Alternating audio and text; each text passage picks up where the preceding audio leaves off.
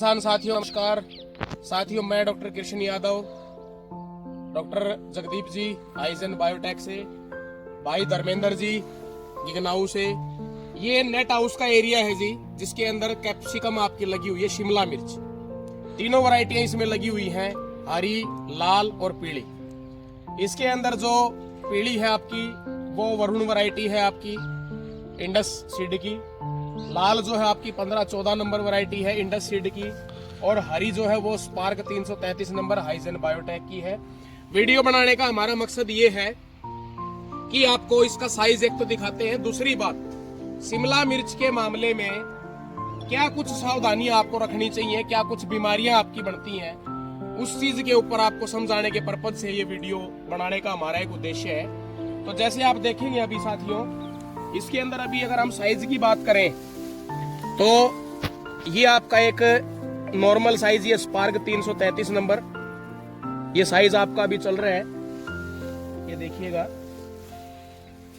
तो फ्रूटिंग इसके अंदर काफी अच्छी आई हुई है, ये देखिएगा आप, ये देखिएगा। लेकिन इसके अंदर जो एक खास ध्यान रखने वाली जो बात आपकी वो ये है कि जब तक आप तैयार फ्रूट की तोड़ाई जब तक आप नहीं करेंगे तब तक आपका नया फ्रूट सेटिंग आपकी नहीं बनेगी, और इसी वजह से प्रोडक्शन आपकी कम रह जाती है। तो जो ऑलरेडी आपका फ्रूट तैयार है, जैसे आप इधर आइएगा एक बार, ये आप देखेंगे ये आपका पूरा साइज आपका तैयार हो चुका है, ये देखिएगा जी, ये देखिएगा।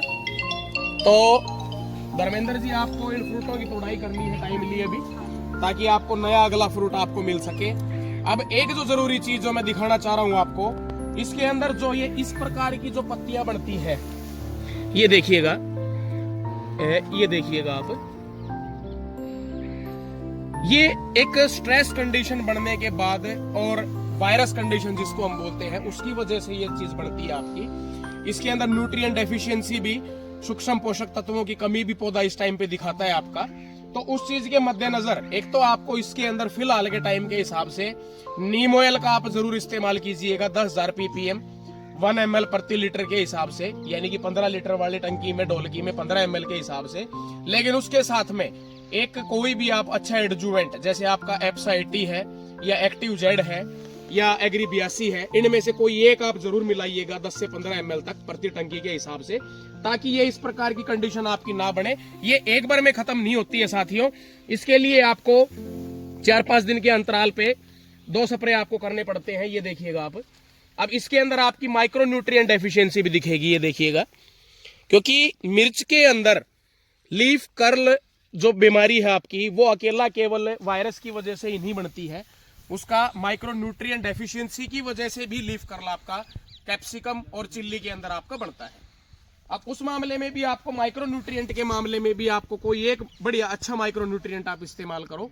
उदाहरण के तौर पे आप मेरिनो आप यूज कर सकते हो एरिज का, या मोबोमिन आप यूज कर सकते हो एरिज का, या माइक्रो फूड आप स्टेन्स कंपनी का आप ले सकते हो, या कोई भी अन्य सूक्ष्म पोषक तत्व जिसमें आपके अच्छी मात्रा में हो, कोई भी इस प्रकार का एक फर्टिलाइजर आप इस्तेमाल कर सकते हो। चिलेटेड फॉर्म के अंदर आप उसको स्प्रे में आप ले, और इस टाइम के ऊपर 13-0-45 प्लस माइक्रो न्यूट्रिएंट दोनों मिला के आप एक स्प्रे करें। दूसरी एक चीज जो है आपकी, इसके अंदर जो पीलापन जो आपका है, ये भी इस मौसम के अंदर जैसे हल्का पीलापन आपको नजर आ रहा है, पत्तियों के बीच में मार्जिनल जो नेक्रोसिस जो दिख रहा है आपको, डिस्कलरेशन जो दिख रही है आपको, ये वायरस वाला ही है। तो उस चीज को भी आपको रोकने के लिए एक माइक्रो न्यूट्रिएंट की स्प्रे लेनी आपको बहुत जरूरी है। इधर आपके अंदर आप देखेंगे पूरा पीछे तक का सारा एरिया, ये भाई ने बड़ी अच्छी मेहनत की हुई है। धर्मेंद्र जी कुछ चीज मैं आपसे पूछना चाहूंगा कि ये अपनी पौध कब की लगी हुई है? आज 90 दिन हो चुके हैं भाई को ये लगाए हुए, और इससे आपका क्या फ्रूट का जो साइज आपका आ रहा है वो ठीक आ रहा है? बढ़िया, अच्छा फ्रूट साइज है। तो इसके अंदर आपने कोई चीज, कोई एक अच्छी, कोई इस प्रकार की आइटम जो आप कहना चाहो भाई, क्या मेन ध्यान रखने वाली बात है इसमें? तो ये मरोड़िया की शिकायत ज्यादा है, फिर जड़गलन की है। जड़गलन की, मरोड़िया और जड़गलन भाई ने 2 चीजें बताई। और मरोड़िया भी जैसे मैंने आपको बताया कि मरोड़िया की परिभाषा की अगर हम बात करें तो अकेला केवल सफेद मच्छर या किसी इंसेक्ट से ही नहीं बनता है इस टाइम पे, क्योंकि इस टाइम पे अगर आप देखेंगे तो कीटों की संख्या लगभग नगण्य होती है। तो उस मामले में आपका ये लीफ कर्लिंग जो इस टाइम पे बढ़ती है, माइक्रो न्यूट्रिएंट डेफिशिएंसी की वजह से बढ़ती है, तो उसका भी आपको स्प्रे जरूर लेके चलना है।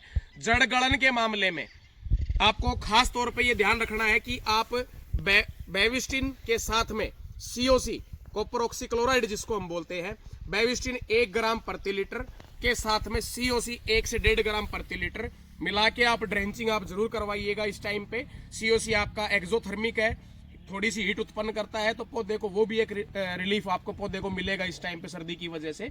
दूसरी बात जो एक ध्यान रखने वाली है वो है इसकी जो हम बंधाई करते हैं वो।